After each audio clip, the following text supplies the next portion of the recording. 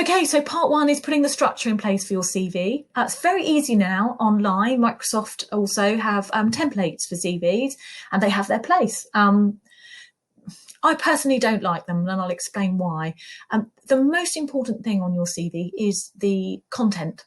And there is a inclination when downloading lovely looking CV templates is to focus on how they look and to forget the substance.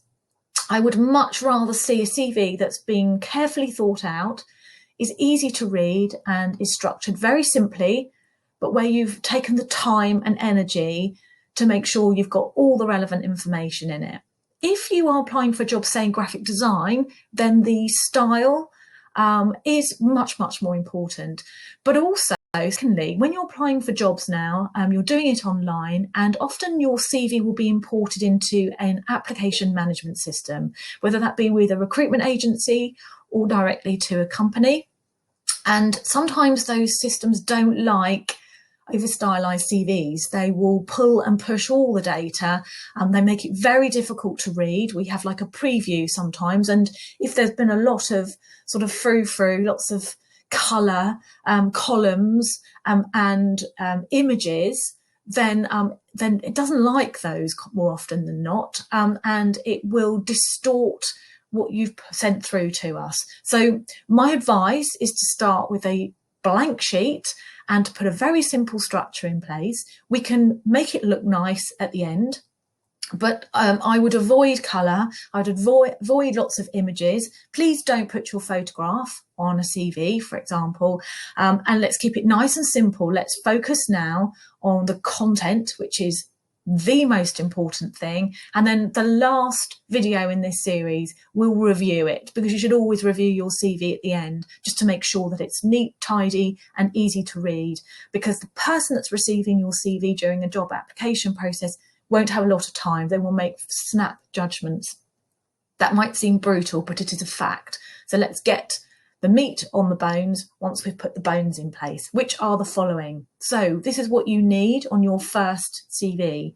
At the top, do not put curriculum vitae. We do not need to know that it is your CV. It will be immediately apparent as to what it is, and we don't do that anymore. So using a font that is modern, not Times New Roman, please. Mum and Dad are saying Times New Roman because it was proven once that that was very easy to read. It's a little bit dated. Use something like Calibri. Put your name, your locality. Now you can put your full address. I like to see a full address personally, but you know, we're post GDPR and there's some argument that you don't need to put any information on your CV that's not necessary. So at least put your locality. So your town, your county at the very least. There's a good reason for that. When you're applying for a job, the person receiving your CV is deciding whether you have applied for a job within a commutable distance, for example.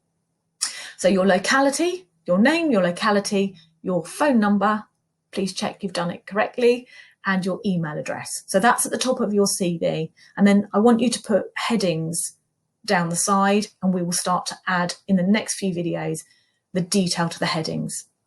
First heading, profile. Second heading, education. The third, job experience. And the fourth are hobbies and interests. Okay, that's all you need. And then the next video, we're going to start to add more information. We will actually do the profile last, because it's the hardest actually, whether you've been in a job before or you haven't. So we're going to do that last. We're going to skip straight to education. That's fresh in your mind. This is probably a very simple part of the process for you. So I'll see you in part 2.